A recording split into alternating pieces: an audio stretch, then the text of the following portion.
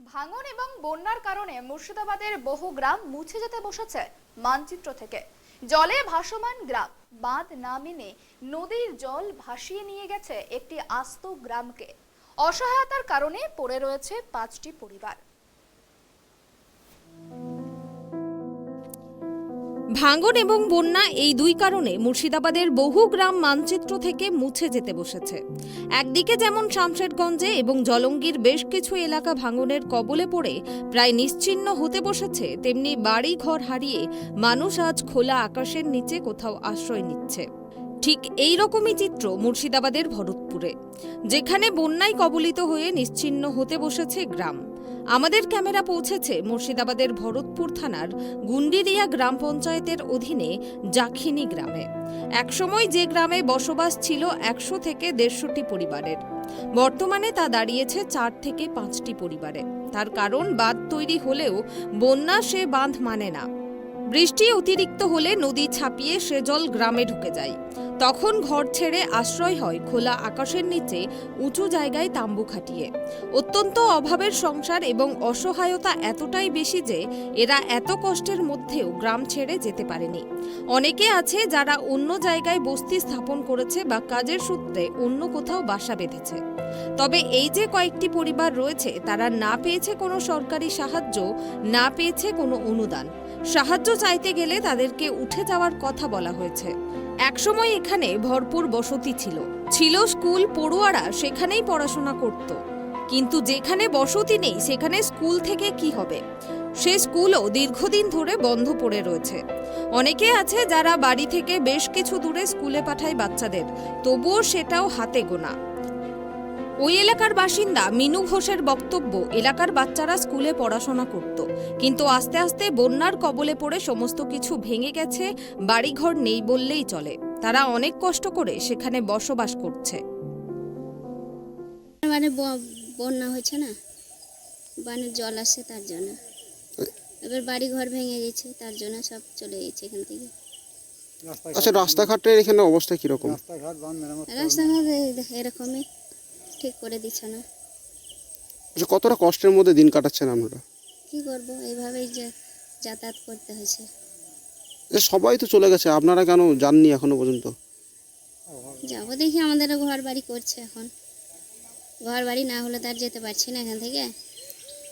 কি নাম এই গ্রামের? জানি। আরও এক বাসিন্দা বিকাশ চন্দ্র ঘোষ জানান, বন্যার কারণে ঠিকঠাক রাস্তাঘাট মেরামতিও সেই অর্থে হয় না। পানীয় জল বলতে টিউবওয়েল বসানো হয়েছে। অভাবের কারণে কষ্ট করে বসবাস করছে গ্রামের ওই মানুষগুলো। বড় সমস্যা হলো, মেয়েদের বিয়ে হলেও ছেলেদের বিয়ের ক্ষেত্রে সমস্যা দেখা যায়, কারণ এমন জায়গায় কেউ আসতে চায় না। সরকার থেকে কোনো সুযোগ সুবিধাই পান না? সরকার থেকে সুবিধা দেয়নি। আচ্ছা, গ্রাম থেকে ছেড়ে সব কোথায় চলে যাচ্ছে?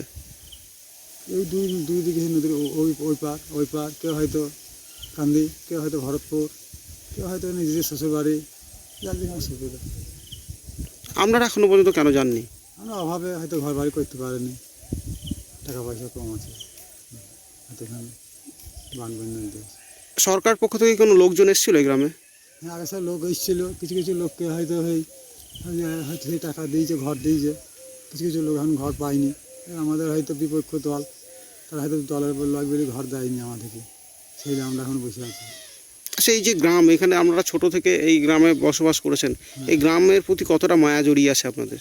আমার তো প্রতি মায়া আছে, এই তো ওই জায়গায় ঘুম হয়নি, হয়তো এখানে ঘুম হয়, নিজের জন্মভূমি। এই একে একে সব ছেড়ে চলে যাচ্ছে, কেমন লাগছে আপনাদের?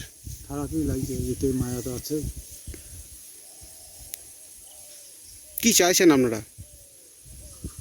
কি চাইছে এখন, সেই পালিয়ে যেয়ে এখন অন্য জায়গায়, এখন সেই ওরা একটা কাজকর্ম করে লেবার খেটে খেতে হবে। এখানে জমি জায়গায় ঘর বাড়িতে কিছু আর হাতে লাগছে না, বিক্রি হয়েছে না।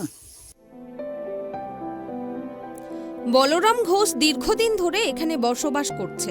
তিনি জানান, মাস্টার প্ল্যানের আওতায় বাঁধ আছে, কিন্তু সেই বাঁধে কোনো কাজ হয় না। ময়ূরাক্ষী নদীর জল বেড়ে গেলে পুরো গ্রামকে ভাসিয়ে নিয়ে যায়। সরকারি সাহায্য কোনোদিন পায়নি, বরং একটু কথা বলতে গেলে তাদেরকে উঠে যাওয়ার কথা বলা হয়। আর বর্ষা এলে পরে সব ভেসে যায়, তখন উঁচু কোনো একটা স্থান খুঁজে তাম্বু খাটিয়ে বসবাস করে তারা। আবার জল নেমে গেলে সেই ঘরেই এসে বসবাস করে।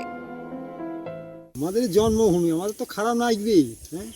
অথচ আমরা এই যে এই ময়ূরাক্ষী নদীর বন্যায় জমি জায়গা সব বালি পড়ে গেছি, তারপরে মানুষের আমাদের অভাব হয়ে গেছে, এবারে ফসল ঠিক মতন হচ্ছে না, সেই কারণ থেকে আমাদের এখন তো খারাপ লাগলেও উপায় থাকছে না, এখান থেকে চলে যেতেছে।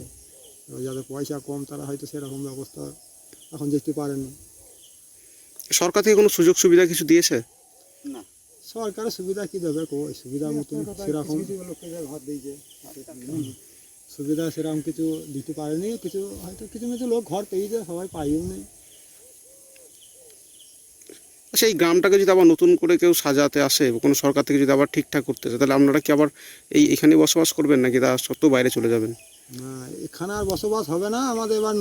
এবার দুই দিকে ময়ূরাক্ষী নদীর ওই মোটা যে পুলটা দেওয়া আছে, ওই পুলের ওই পাশে ঘর চলে লোক বসেছে, তা ওখানে কোনো রাস্তাঘাটের ওখানে কোনো রাস্তাঘাটেরও সুবিধা করে দিচ্ছে না সরকার। তো ওখানে তো করার নিয়ম আছে, ওখানে করলে করা হবে। রাজ্য সরকারের পক্ষ থেকে বলা হয় যে দুয়ারে পরিষেবা পৌঁছেছে, কিন্তু যাদের মাথার ছাদটুকুরও কোনো অস্তিত্ব নেই তাদের দুয়ারে সরকারি সাহায্য পৌঁছাবে না। সরকারি প্রাথমিক স্কুল ও অঙ্গনওয়াড়ি সেন্টার সবই ছিল, কিন্তু সেই রকম কোনো বসতি না থাকার কারণে সেইগুলো ভগ্ন অবস্থায় পড়ে রয়েছে। তাহলে কি এমন একটি জায়গায় ছেলেমেয়েদের পড়াশোনার অধিকার নেই? এত পরিষেবার কথা যখন বলা হচ্ছে, সেই জায়গায় দাঁড়িয়ে এদের দুয়ারে পরিষেবা না পৌঁছানোর কারণ উল্লেখ করার মতো কেউ নেই। ট্রাইব টিভির পক্ষ থেকে আমি এই মুহূর্তে দাঁড়িয়ে আছি ভরতপুর থানার অন্তর্গত বুন্দুরিয়া গ্রাম পঞ্চায়েতের অধীনে জাখনি গ্রামে। একটা সময় এই গ্রামের মধ্যে প্রায় 100 থেকে 150টা পরিবারের বসবাস ছিল, প্রচুর মানুষের আনাগোনাও ছিল। বন্যার কবলে পড়ে গ্রাম থেকে আস্তে আস্তে জনশূন্য হয়ে পড়েছে। এখন বর্তমানে 3টে থেকে 4টে পরিবারের বসবাস এই গ্রামের মধ্যে। তার কারণ হচ্ছে একটাই, গ্রামের মধ্যে নেই কোনো রাস্তাঘাট এবং নেই কোনো সরকারি সুযোগ সুবিধা। বাধ্য হয়ে গ্রাম ছেড়ে চলে যেতে হচ্ছে এখানকার মানুষজনকে। বন্যা যখন আসে তখনই এই গ্রামের মানুষজনকে অসুবিধার মধ্যে পড়তে হয় এবং বাড়িঘরও হারাতে হয়। বন্যার সময় কোনো ছাত্রের যদি পরীক্ষা পড়ে, তাহলে পরে নৌকা না পেলেও কড়াইয়ে করে গিয়ে পরীক্ষা দিতে যেতে হয় ভরতপুরে স্কুলের মধ্যে। এমনই এই গ্রাম থেকে আস্তে আস্তে মানুষ উঠে চলে যাচ্ছে, হয় নদীর ওপারে, না হলে পরে কান্দি কিংবা ভরতপুরে। এই গ্রামটার প্রতি সরকারি কোনো নজর না দেওয়ার ফলেই হচ্ছে এখানকার এই পরিস্থিতি। এমনই দাবি করছে এখানকার এলাকার মানুষজন, যেই 3 থেকে 4টে পরিবার এখানে বসবাস করছে, তাদের আর্থিক ক্ষমতা নেই বলেই কিন্তু তারা এখনও পর্যন্ত এই গ্রামের মধ্যে পড়ে রয়েছে। মুর্শিদাবাদ থেকে সাগর মণ্ডল, ট্রাইব টিভি।